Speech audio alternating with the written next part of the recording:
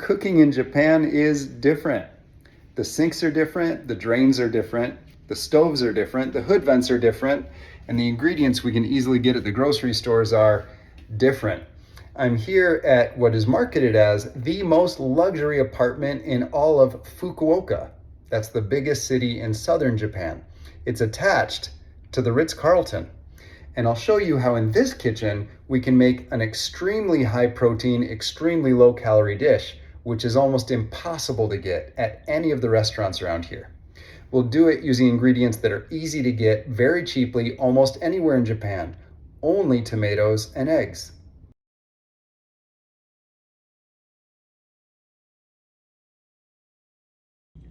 Ever wondered how Japanese kitchens and pots stay so clean?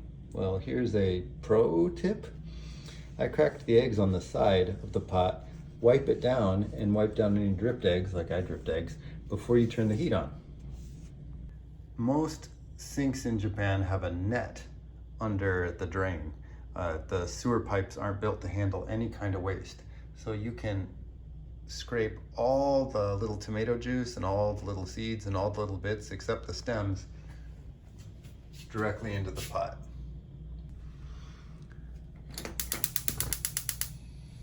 Automatic start, and the hood range automatically starts up too, connected to the oven, connected to the stove. And owari, it's done. We can dish it. With 10 eggs at about 70 calories and around 7 grams of protein each, we have about 700 calories and about 70 grams of protein. Depending, for me, that means I probably shouldn't eat all of this at once, or if it does, I should have a light dinner because I'm cutting right now, losing weight.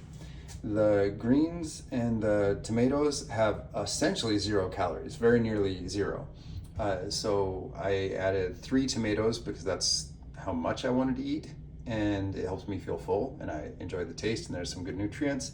And then the steamed spinach gives me a little bit more nutrition too, and again, essentially 0 calories.